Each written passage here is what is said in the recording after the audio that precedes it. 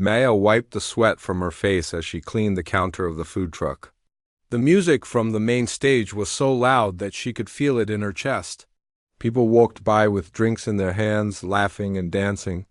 The Harbor City Music Festival was always busy, but this year felt different. There were more people than ever before. She looked at her watch. It was almost 7 in the evening. She had been working since 10 in the morning. Her feet hurt and her back was sore, but she needed this job. The money helped pay for her college classes and her family's bills. Maya was 19 years old and studied business at the local college. She worked 3 jobs to pay for school. During the week, she worked at a coffee shop. On weekends, she helped her uncle with his food truck. Today was special because the festival paid extra money for food vendors. As Maya put away the cleaning cloth, she heard something that made her stop. It was crying. Not the happy crying of someone who loved the music. This was different.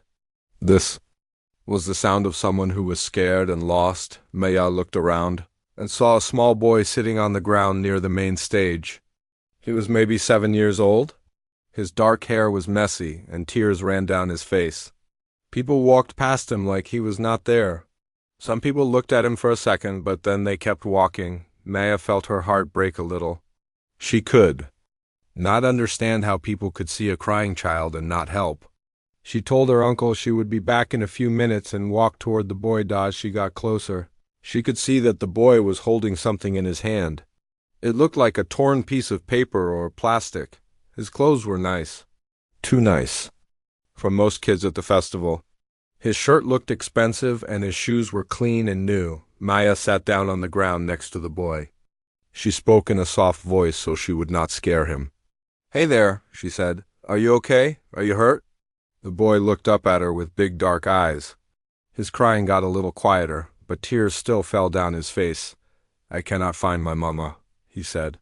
His voice was small and scared. Maya noticed that he spoke a little different than most kids from their city. His words sounded careful, like English was not his first language. "Oh no," Maya said. "When did you last see your mama?" The boy held up the torn piece of plastic in his hand. Maya could see it was part of a wristband, the kind that people got when they came into the festival. "The music got very loud," the boy said. "There were so many people. They all started pushing to get closer to the stage. My mama was holding my hand, but then someone pushed between us. My wristband broke and I could not find her." Maya felt angry at the people who had pushed past a small child. But she also felt sorry for the boy. He must be so scared. "What is your name?" Maya asked. "Oliver," the boy said. "Oliver Castellano?" "That is a nice name," Maya said. "My name is Maya. I'm going to help you find your mama, okay?" Oliver nodded. Some of the fear left his eyes. Maya stood up and held out her hand to Oliver. He took it and stood up too. "Are you hungry?" Maya asked. "I work at a food truck. I can get you something to eat while we look for your mama?" Oliver's eyes got a little brighter. "Yes, please. I have not eaten since lunch." Maya walked with Oliver back to her uncle's food truck. Her uncle, Carlos, was serving customers. When he saw Maya with the little boy, he raised his eyebrows. "This is Oliver," Maya said in Spanish to her uncle. "He is lost. His mother is somewhere." "In the festival," Carlos nodded. He understood. He had 3 children of his own. He knew how scary it would be to lose a child in a crowd like this. "What would you like to eat, Oliver?" Maya asked. Oliver looked at the menu on the side of the truck. Maya watched his face as he read. He seemed very smart for a 7-year-old. Most kids his age could not read that well. "Do you have anything that does not have wheat?" Oliver asked. "My mama says I cannot eat wheat," Maya was surprised. Most kids at the festival wanted hot dogs or hamburgers, but Oliver was asking about wheat. That was something adults usually worried about. "We have corn chips with cheese," Maya said, "and fruit. Would you like that?" "Yes, please," Oliver said. "And maybe some water?" Maya got the food for Oliver. She also bought him cotton candy from another vendor. When Oliver saw the pink, fluffy candy, he smiled for the first time since Maya found him. "My mama never lets me have this," Oliver said as he took a small bite. She says it is not good for my teeth. Maya laughed. Well, today is special, and I think your mama would understand. As Oliver ate, Maya asked him more questions about his mother. She wanted to know what she looked like so they could find her. She has long, dark hair like yours, Oliver said. But it is always perfect, never messy like mine gets. She wears nice clothes and always smells like flowers. What kind of flowers? Maya asked. Oliver thought for a moment. Like the flowers in our garden at home, roses, I think. Maya noticed that Oliver said, our garden at home. That made it sound like they had a big house. Combined with his expensive clothes, Maya thought his family must have some money. Maybe. His mother owned a business in the city. Where is home for you and your mama? Maya asked. Oliver looked confused for a moment. Far away, he said. We came here in an airplane. A big airplane. Maya was surprised again. If Oliver and his mother had flown here for the festival, they must really love music. Or maybe his mother was here for business. Does your mama work? Here in the city? Maya asked. She works everywhere, Oliver said. She has meetings with people all over the world. She speaks many languages. Maya was starting to think that Oliver's mother might be more important than she first thought. But it did not matter to Maya. A lost child was a lost child. Rich or poor, Oliver needed help. As Oliver finished his food, Maya looked around the festival. There were thousands of people. How would they ever find one in this crowd? Oliver, Maya said, do you remember anything else about where you were when you lost your mama? Was it near a food truck like this one, or near a bathroom? Anything. That might help us? Oliver closed his eyes and thought hard. Maya could see he was trying to remember everything. There was a big sign, he said. It said something about VIP, and there were men in black suits standing near it. Maya's heart sank a little. The VIP area was behind the main stage. It was for special guests and people who paid a lot of money for tickets. Maya had never been back there. She was not sure if they would let her look for Oliver's mother in that area, but she had to try. Oliver was counting on her, and Maya was not the kind of person who gave up easily. Okay, Maya said. Let's go look for that sign. Maybe your mama is still there waiting for you. Oliver nodded and took Maya's hand again. Together they started walking toward the main stage, hoping to find the VIP area and Oliver's mother. Maya and Oliver walked through the crowd toward the main stage. The music was even louder here, and Maya had to hold Oliver's hand tight so they would not get separated. The sun was starting to set, and Maya was getting more worried with each minute that passed. They passed many food trucks and game booths. Maya stopped at each one to ask if anyone had seen a woman looking for her lost son. Most people shook their heads. A few said they had seen worried-looking women, but none that matched what Oliver had told Maya about his mother. Maya noticed that Oliver never complained about being tired, even though they had been walking for almost an hour. Most kids his age would be crying or asking to be carried. But Oliver just held her hand and kept looking around for his mama. You are very brave, Maya told Oliver as they stopped to rest near a bench. Oliver looked up at her with his big, serious eyes. Mama always says I must be strong when things are scary. She says that is how we solve problems. Maya was impressed by how mature Oliver sounded. She wondered what kind of life he and his mother had that taught him to be so grown-up at such a young age. Tell me more about your mama, Maya said as they sat on the bench. What does she like to do? Oliver's face lit up when he talked about his mother. She loves art. We go to museums and galleries all the time. She knows everything about paintings and sculptures, and she reads lots of books about business. Business books? Maya asked. That was not what she expected a 7-year-old to talk about. Yes, Oliver said. She has meetings on the phone with people who speak different languages, sometimes Italian, sometimes French. I am learning Italian too.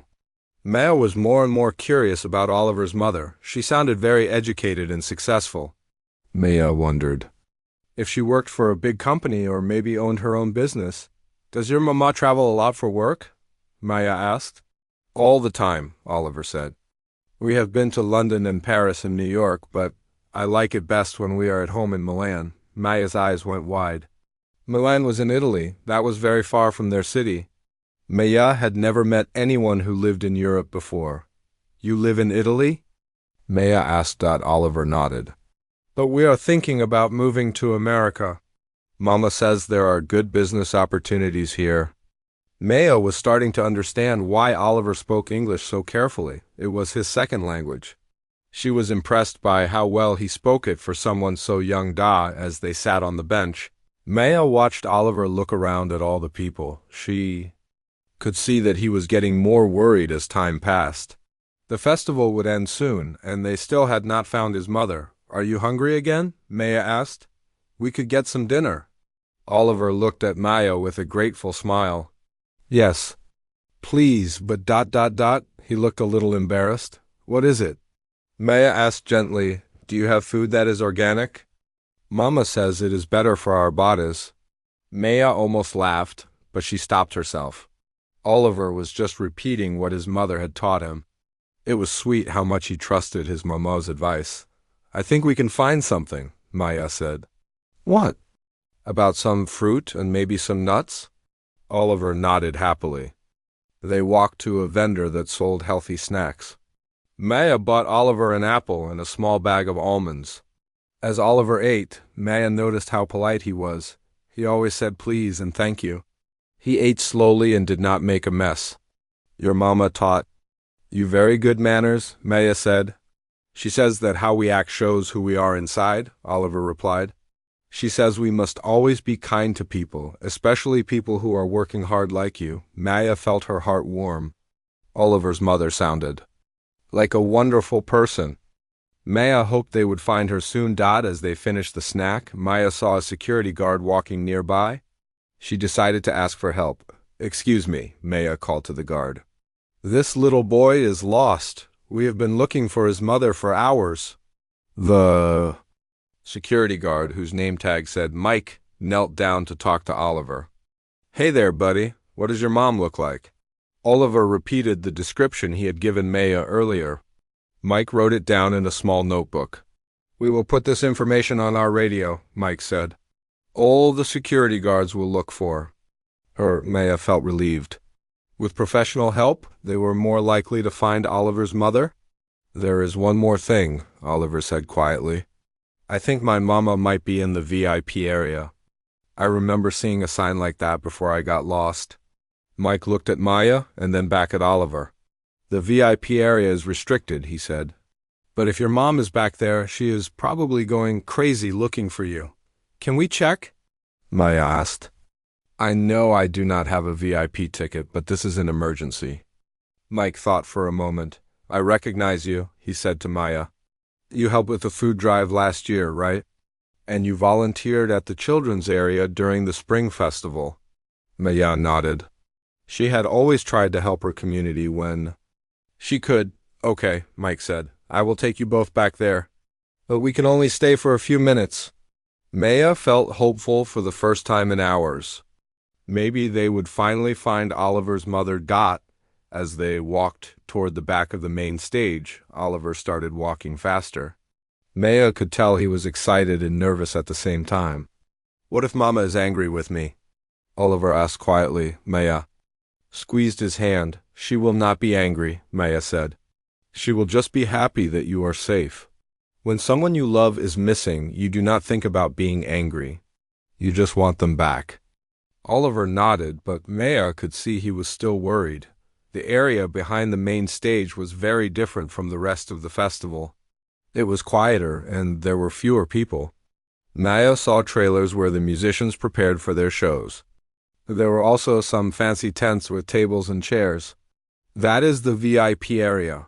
Mike pointed to a section that was separated by rope and had another security guard standing at the entrance. Maya looked at the VIP area and felt a little nervous. Everyone there was dressed much nicer than the people in the main festival area.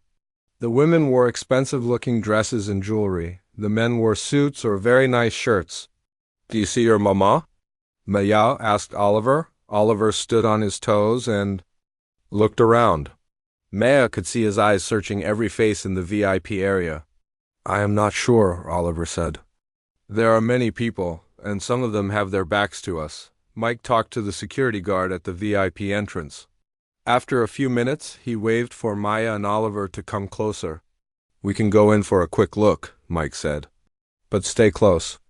To me, as they walked into the VIP area, Maya felt very out of place. Her work clothes and messy hair made her feel like everyone was staring at her, but she did not care. All that mattered was helping Oliver find his mother. They walked slowly through the area. Maya watched Oliver's face carefully, hoping to see recognition in his eyes. Suddenly, Oliver let go of Maya's hand and started running toward a group of people near the back of the VIP area. Maya's heart jumped. Had he found his mother? Oliver!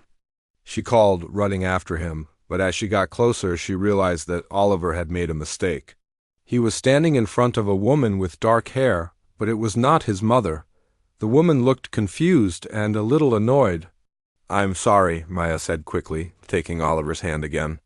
He thought you were someone else. Oliver looked up at Maya with tears in his eyes again. She looked like Mama from behind, he said quietly. Maya felt her heart break for him. She could see that Oliver was losing hope. It is okay, Maya said softly. We will keep looking. Your Mama is here somewhere. But as Maya looked around the VIP area, she started to worry. What if Oliver's mother had already left the festival to look for him somewhere else? What if she had gone to the police? Maya did not even know Oliver's last name or where they were staying. She realized that she might need to take Oliver to the police station after all. Even though he had said his mother told him not to go with police in foreign places. As these worried thoughts filled Maya's mind, she heard Oliver gasp. Mama! He shouted, louder than Maya had ever heard him speak. Maya looked in the direction Oliver was pointing, and her own mouth fell open in shock. Maya stood frozen as she watched Oliver run toward a woman who was standing with a group of people in expensive business suits. The woman had her back turned to them, and Maya could see her long dark hair was perfectly styled. She wore an elegant black dress that probably cost more than Maya made in 3 months. When the woman heard Oliver shout, Mama, she spun around quickly. Maya saw her face and felt her heart stop beating for a moment. Standing in front of her was Sofia Castellano. Maya had seen that face on magazine covers in the grocery store. She had watched her on business news shows that played on the TV at the coffee shop where she worked. Sofia Castellano was one of the most powerful businesswomen in the world. She owned Castellano Industries, a company that made luxury clothes, shoes, and accessories that were sold all over the globe. Maya's mind could not process what she was seeing. The little boy she had been helping all day was the son of a billionaire. Sophia dropped to her knees as Oliver ran into her arms. She held him tight and started crying. Maya could hear her speaking quickly in Italian, saying words that sounded like prayers of thanks. Oliver, mio bambino, Sophia said over and over again. I was so scared, I thought I had lost you forever. Oliver was crying too, but they were happy tears now. I am sorry, Mama. The people pushed, and my wristband broke, and I could not find you. Sophia held Oliver's face in her hands and looked at him carefully, checking to make sure he was not hurt. Then she looked up and saw Maya standing a few feet away, still in shock. Who is this? Sophia asked Oliver in English. This is Maya, Oliver said, wiping his tears. She found me and took care of me. She bought me food and helped me look for you. She is very nice. Sophia stood up slowly, still holding Oliver's hand. She walked toward Maya with tears still in her eyes. You, she said, her voice shaking with emotion. You are the one who helped my son. Maya nodded, but she could not speak. She felt like she was in a dream. Sophia reached out and took Maya's hands in hers. Thank you, she said. Thank you so much. I do not know how to express how grateful I am. Maya finally found her voice. I just ... He was crying, and no one else was helping him. Where did you find him? Sophia asked. Maya told Sophia about finding Oliver near the main stage and how they had spent hours looking for her. She explained about buying him food and walking all around the festival. As Maya talked, more people started gathering around them. Maya could see that they were all well-dressed business people. Some of them looked familiar, like faces she had seen on TV or in newspapers. "Sophia," said a man in an expensive suit, "we were getting worried when you left the meeting so suddenly." "My son was missing," Sophia said firmly. "Nothing is more important than that." Maya realized that Sophia had been in business meetings when Oliver got lost. That explained why it had taken so long to find her. Sophia turned back to Maya. "Please, tell me your name again." "Maya Rodriguez," Maya said quietly. "Maya Rodriguez," Sophia repeated like she was memorizing it. "You are an angel, Maya Rodriguez." Oliver tugged on his mother's dress. "Mama, Maya works at a food truck, but she is also in college. She studies business like you." Sophia's eyebrows went up with interest. "You study business?" Maya nodded. "Yes. Ma'am, I'm in my second year at the community college." "What kind of business do you want to have?" Sophia asked. Maya felt embarrassed. Here she was talking to one of the most successful businesswomen in the world about her small dreams. "I want to start a company that makes clothes in a way that does not hurt the environment," Maya said. "And I want to make sure the workers are paid fairly." Sophia's eyes lit up. "Sustainable fashion," she said. "That is very important for the future of our industry." Maya was surprised that Sophia knew what she was talking about. "Yes, exactly," Maya said. "Mama," Oliver said, "Maya was so kind to me. She never asked for anything. She just wanted to help." Sophia looked at Maya with a strange expression. Maya could not tell what she was thinking. "Where do you live, Maya?" Sophia asked. "Here in the city," Maya said. "With my family, my parents, and my younger brother." "And you work to pay for college?" Maya nodded. "I have 3 jobs. The food truck, a coffee shop, and sometimes I clean offices at night." Sophia was quiet for a moment. Maya could see her thinking about something. "Miguel," Sophia called to a man who was standing nearby. He came over quickly. Maya could tell he worked for Sophia by the way he moved when she called. "Yes, Miss Castellano," he said. "Please get Maya's phone number and address," Sophia said. "I want to stay in touch with her." Maya felt confused. Why would someone like Sophia Castellano want to stay in touch with her? "Ma'am," Maya said, "you do not need to do anything for me. I was just helping Oliver because it was the right thing to do." Sophia smiled, and Maya could see where Oliver got his kind eyes. "That is exactly why I want to stay in touch with you." Sophia said, "Oliver, tell Maya what you told me about her." Oliver looked up at Maya with a big smile. "I told Mama that you were the nicest person I ever met, and that you took care of me like family, even though you did not know me." Maya felt tears coming to her eyes. She had just been trying to help a lost child. She never expected any of this. "Maya," Sophia said, "I travel all over the world for business. I meet thousands of people every year. But it is very rare to find someone who helps others without expecting anything in return. That is a special quality." Maya did not know what to say. She felt overwhelmed by everything that was happening. Oliver yawned, and Sophia noticed immediately. "You are tired, my love," she said to Oliver. "We should go back to the hotel." She turned to Maya. "I would like to invite you to have lunch with me tomorrow, if you are free." Maya's eyes went wide. "Lunch? With you?" "Yes," Sophia said. "I want to hear more about your business ideas. And I want to thank you properly for taking care of Oliver." Maya looked around at all the important-looking people who were waiting for Sophia. She felt like she did not belong in this world. "I do not know," Maya said. "I have to work tomorrow." "What time do you work?" Sophia asked. "From 6 in the evening until midnight at the coffee shop," Maya said. "Perfect," Sophia said. "Lunch at 1 o'clock. Miguel will call you with the details." Before Maya could say anything else, Sophia hugged her. It was not a polite, formal hug. It was the kind of hug that mothers give. "Thank you again, Maya," Sophia whispered in her ear. "You saved my world today." Oliver hugged Maya too. "Will I see you again?" he asked. "I think so," Maya said, looking at Sophia. "You will," Sophia said with a smile.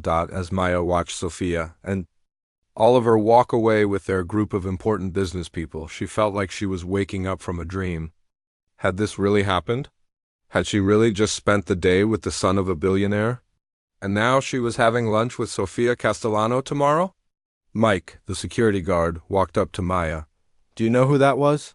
he asked. "I do now," Maya said, still feeling shocked. "That was pretty amazing what you did," Mike said. "Not many people would spend their whole day helping a lost kid," Maya shrugged.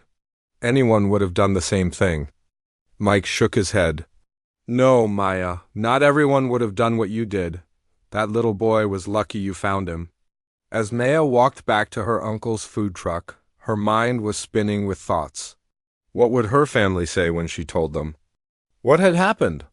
What would Sofia want to talk about at lunch tomorrow? And why did Maya feel like her life had just changed in a way she could not understand yet? When she got back to the food truck, her Uncle Carlos was cleaning up for the night. "There you are," he said. "Did you find the boy's mother?" "Yes," Maya said quietly. "I found her." "Good," Carlos said. Was she grateful? Maya thought about how to answer that question. How could she explain what had just happened? "Very grateful," Maya said finally as Maya helped her uncle finish cleaning the food truck. She kept thinking about the look in Sofia's eyes when she had talked about business and helping others. There had been something there, something that made Maya think that tomorrow's lunch was going to be about more than just saying thank you. Maya woke up the next morning feeling like the day before had been a dream. She looked at her phone and saw a text message from a number she did not recognize. "Good morning, Maya. This is Miguel from Sofia Castellano's team. Lunch today at 1 p.m. at the Sterling Hotel restaurant. Please dress nicely. Miss Castellano is looking forward to seeing you." Maya stared at the message. It was real. She was really having lunch with one of the most powerful women in the world. Maya looked through her closet, feeling worried. She did not have many nice clothes. Most of her wardrobe was for work or school. Finally, she found a simple black dress that she had worn to her high school graduation. It was not fancy, but it was the best she had. Maya spent extra time on her hair and makeup. She wanted to look presentable, even though she knew she would never look like she belonged in Sofia's world. The Sterling Hotel was the most expensive hotel in the city. Maya had walked past it many times but never gone inside. When she entered the lobby, she felt overwhelmed by how beautiful everything was. The floors were made of marble, and there were fresh flowers everywhere. Maya walked up to the restaurant hostess, feeling nervous. "I am here to meet Sofia Castellano," Maya said quietly. The hostess smiled brightly. "Of course. Ms. Rodriguez, right? Ms. Castellano is waiting for you. Please follow me." Maya followed the hostess through the restaurant. She could see that every table was expensive, with white tablecloths and real flowers. The other customers all looked wealthy and important. Sofia was sitting at a table near the window. She was wearing a beautiful blue dress and looked perfectly put together, as always. When she saw Maya, she stood up and smiled warmly. "Maya," Sofia said, giving her a hug. "You look lovely. Please sit down." Maya sat across from Sofia, feeling intimidated by how elegant everything was. Even the menu looked expensive. "How did you sleep?" Sofia asked. "Not very well," Maya admitted. "I kept thinking about yesterday. It still feels like a dream," Sofia laughed. "I understand." It was quite a day for all of us. A waiter came to their table. Sofia ordered a salad, and Maya ordered the same thing, even though she was not sure what was in it. "Tell me about yourself, Maya," Sofia said. "I want to know everything. Your family, your dreams, your goals." Maya felt nervous, but Sofia's warm smile made her feel more comfortable. Maya told Sofia about her parents, who had come to America from Mexico when Maya was 5 years old. She explained how her father worked construction and her mother cleaned houses. She talked about her younger brother, who was very smart and wanted to be a doctor. "And you want to start a sustainable fashion company?" Sofia said. "Yes," Maya said. "I know it sounds silly compared to what you do. It does not sound silly at all," Sofia said firmly. "It sounds very smart." The fashion industry needs more people who care about the environment and workers' rights. Maya was surprised by how seriously Sophia was taking her ideas. I have been researching sustainable materials for a class project, Maya said, getting more excited as she talked. There are so many new fabrics being developed that do not harm the environment. And there are ways to make sure factory workers are paid fairly and work in safe conditions. Sophia listened carefully to everything Maya said. She asked questions that showed she really understood the business side of fashion. You have clearly thought about this a lot, Sophia said. Have you written a business plan? I started one for my business class, Maya said, but I know I still have a lot to learn. The waiter brought their food, but Maya barely noticed it. She was too focused on talking with Sophia. Maya, Sophia said, I want to tell you something. Yesterday, after I got back to the hotel with Oliver, I could not stop thinking about you. Maya felt confused. About me? Yes, you see, in my business, I meet many people who want something from me. Money, jobs, partnerships, investments, everyone always wants something. Maya nodded, even though she had never thought about what it would be like to be that wealthy and powerful. But you, Sophia continued, you helped my son for hours. You spent your own money on food for him. You missed work to look for me. And you never asked for anything.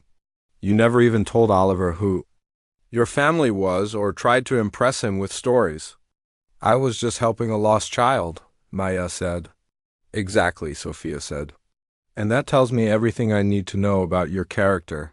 Maya did not know what to say. She had never thought of helping Oliver as anything special.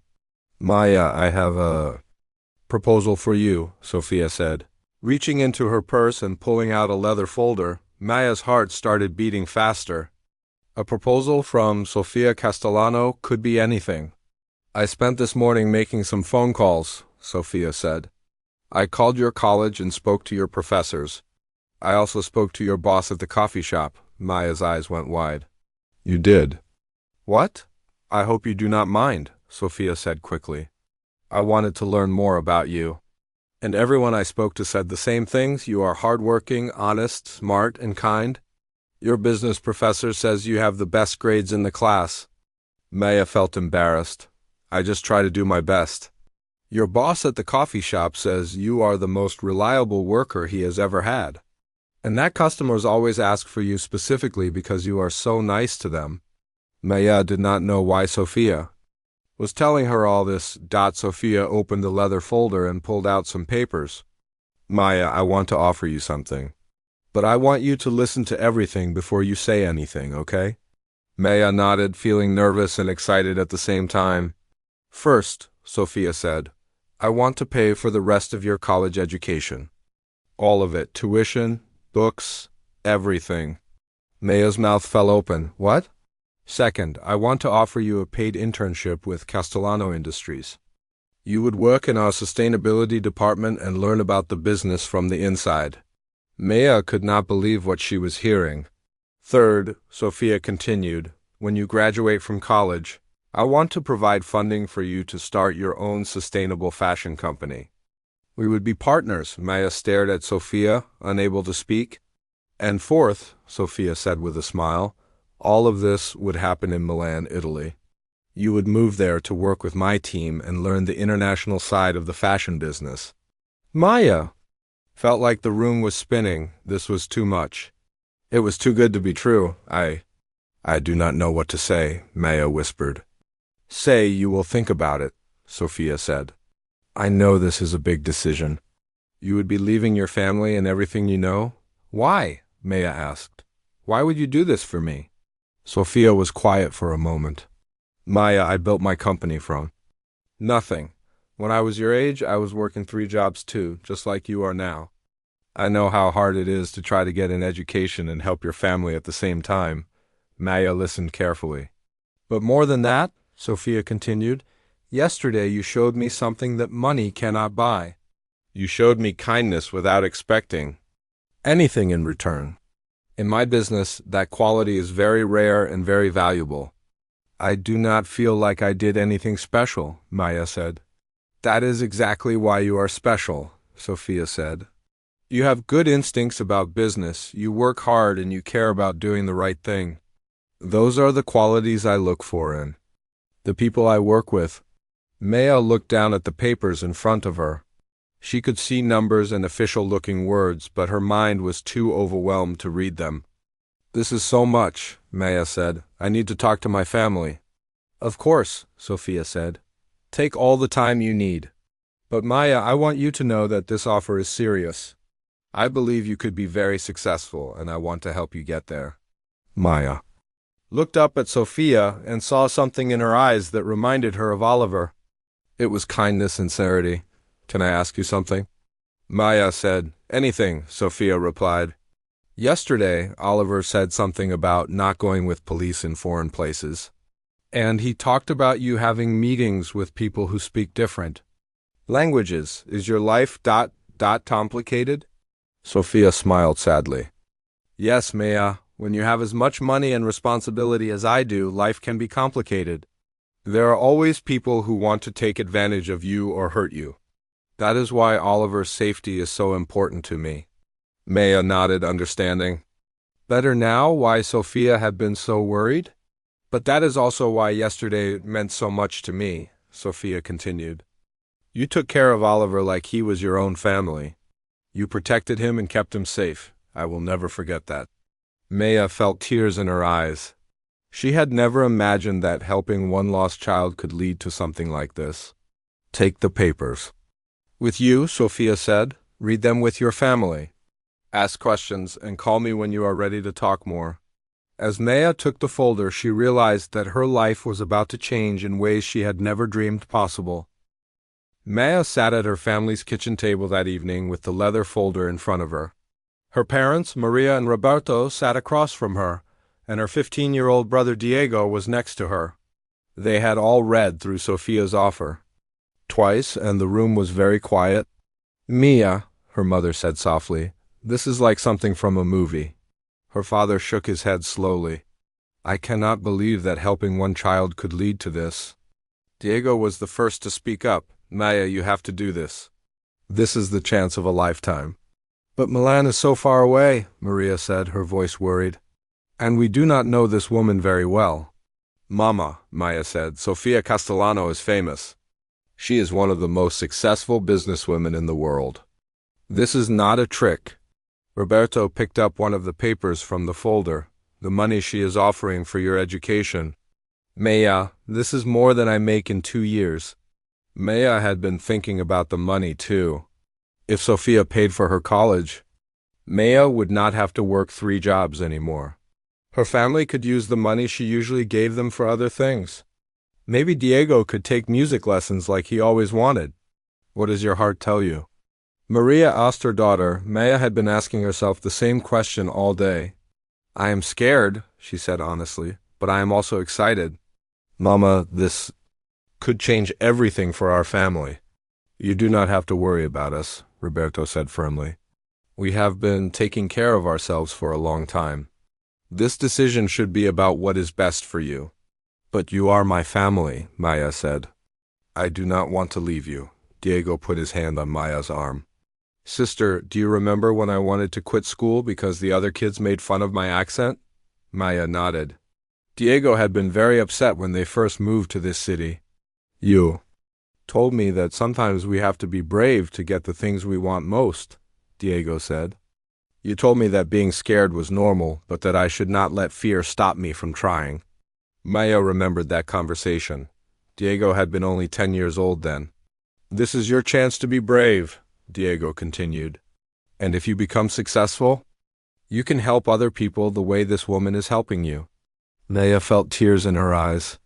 Her little brother was so wise. That night, Maya could not sleep. She kept thinking about everything that had happened in the past 2 days. She thought about Oliver's tears when he was lost. She thought about Sophia's gratitude and kindness. She thought about the opportunity to learn about business from one of the best in the world, but she also thought about leaving her family and moving to a country where she did not speak the language very well. She thought about being far away from everything familiar. The next morning, Maya called the number Sophia had given her. Miguel answered the phone. Good morning, Maya, he said. How are you feeling today? Confused, Maya said honestly. But I would like to meet with Ms. Castellano again. I have some questions. Of course, Miguel said. She is leaving for New York tomorrow, but she has time this afternoon if that works for you. Maya agreed to meet Sophia at her hotel at 3 o'clock. When Maya arrived at the hotel, Sophia was waiting in the lobby with Oliver. Oliver ran to Maya and hugged her. Maya, he said happily. Mama said you might come to Milan with us. We will see, Maya said. Smiling at his excitement, Sophia led them to a quiet corner of the lobby where they could talk privately.